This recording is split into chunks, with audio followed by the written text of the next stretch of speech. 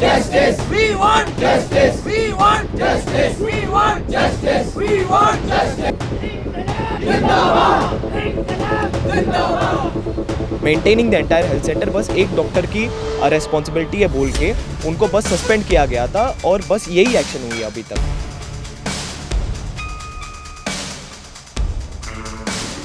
छत्तीसगढ़ के आईआईटी भिलाई में पढ़ रहे सौमिल साहू की मौत ने हर उस परिवार को हिला दिया है जिसने अपने बच्चे को अच्छे भविष्य की उम्मीद में घर से दूर भेजा है।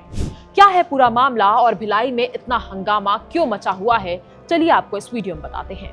नमस्कार, मेरा नाम है गजल शर्मा और आप देख रहे हैं IBC 24 डिजिटल। सिर्फ 18 साल का था सौमिल साहू, नर्मदापुरम का एक होनहार लड़का जिसने कुछ ही महीने पहले गर्व से अपने पिता से कहा था, आईटी में सिलेक्शन हुआ है पापा, अब सब ठीक हो जाएगा। लेकिन अब वही सौमिल नहीं रहा। छत्तीसगढ़ के आईआईटी भिलाई में पढ़ाई कर रहे इस छात्र की 11 नवंबर को संदिग्ध परिस्थितियों में मौत हो गई। दीपावली पर घर से लौटने के कुछ ही दिनों बाद ये घटना हुई जिसने न केवल उसके परिवार बल्कि पूरे कैंपस को झकझोर कर रख दिया है। सौमिल को 10 नवंबर की शाम बुखार आया था। हॉस्टल में उसे दवा दी गई, लेकिन अगले दिन सुबह अचानक उसकी तबीयत ज्यादा बिगड़ गई। साथियों ने तुरंत हेल्पलाइन और वार्डन को फोन किया और किसी ने रिस्पॉन्ड नहीं किया। उसे जल्दबाजी में सुपेला के स्पर्श अस्पताल ले जाया गया, जहां डॉक्टरों ने उसे मृत घोषित कर दिया। शुरुआती जानकारी में मिर्गी के दौरे की बात कही गई, लेकिन इसकी आधिकारिक पुष्टि अभी तक नहीं हो पाई है। परिजनों का ये कहना है कि ये कोई सामान्य मौत नहीं थी, बल्कि लापरवाही का नतीजा था। मृतक के जीजा कमलेश साहू ने आरोप लगाया है कि बिना जांच के एक अंडरवेट बच्चे को ओवरवेट डोज की पैरासिटामोल दे दी गई, यही उसकी मौत की वजह बनी। प्रबंधन हमें गुमराह कर रहा है। वहीं पिता वीरेंद्र साहू ने बताया कि जो सिक्योरिटी पेपर मिल यानी कि SPM में कर्मचारी हैं, वो कहते हैं कि मेरा बेटा बिल्कुल स्वस्थ था, उसे कोई बीमारी नहीं थी। कॉलेज की लापरवाही ने उसकी जान ले ली। मैं चाहता हूं कि इसकी पूरी निष्पक्ष जांच की जाए। इसके साथ ही छात्रों में भी काफी गुस्सा देखने को मिल रहा है। उन्होंने कैंडल मार्च भी निकाला है।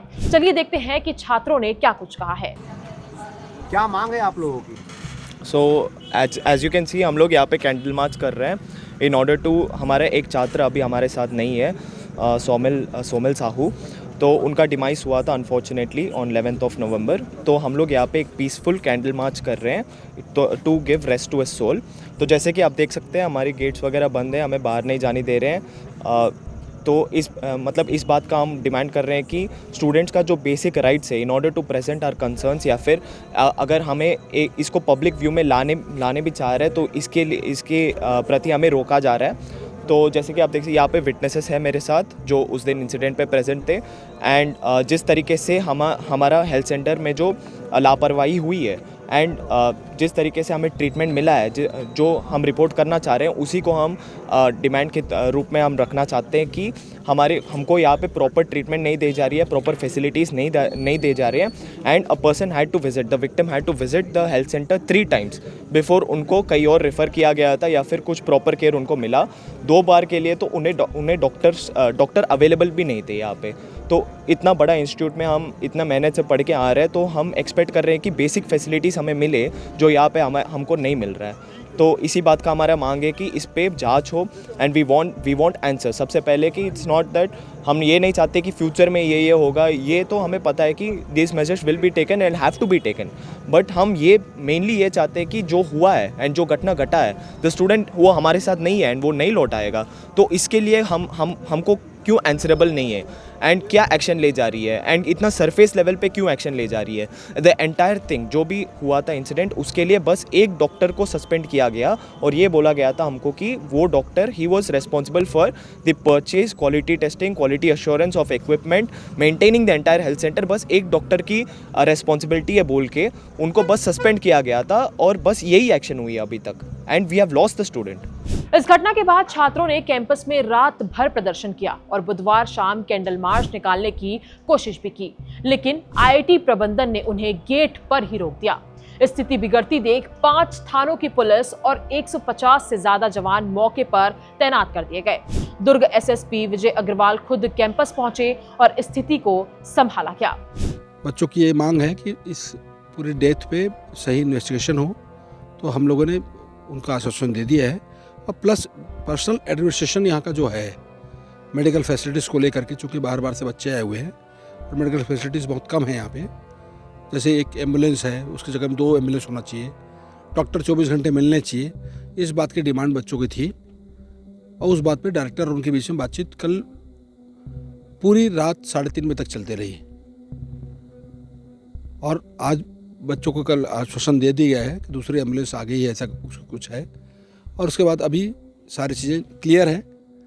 आज कंडोलेंस हुआ है, कंडोलेंस होने के बाद सारे बच्चे शांत हैं। अभी कल जैसी परिस्थितियाँ होंगी वैसी पुलिस काम करेगी।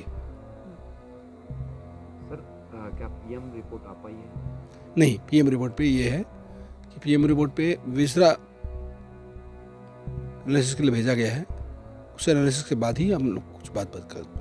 आईआईटी भिलाई प्रशासन ने छात्र की मौत पर दुख जताया है, लेकिन किसी भी तरह की लापरवाही, विवाद या आत्महत्या की बात से साफ इनकार किया है। उनका कहना है कि ये एक सामान्य मेडिकल केस है और मौत के सही कारण का पता पोस्टमार्टम रिपोर्ट के बाद ही चलेगा। वहीं पुलिस ने बताया कि परिजनों की ओर से अभी तक कोई लिखित शिकायत नहीं मिली है, लेकिन जांच फिलहाल जारी है। पोस्टमार्टम के बाद सौमिल का शव परिजनों को सौंप दिया गया है। लेकिन जब माता पिता नर्मदापुरम से लौट रहे थे तो उनकी आंखों में सिर्फ एक ही सवाल था, क्या आईआईटी जैसी जगह पर भी हमारे बच्चे सुरक्षित नहीं हैं? अब जांच इस बात की हो रही है कि क्या ये वाकई एक सामान्य मेडिकल केस था या फिर लापरवाही से एक जिंदगी की लौ बुझ गई। सौमिल अब नहीं है, लेकिन उसके साथियों की आवाज आज भी कैंपस की दीवारों से टकरा रही है। साथियों की आवाज ये है और सवाल भी है कि हमारे कैंपस की सुविधाएं कब सुधरेंगी। इस पूरे मामले को लेकर आपकी क्या राय है, हमें कमेंट करके जरूर बताइए। ऐसे ही तमाम खबरों के लिए बने रहें IBC 24 डिजिटल के साथ।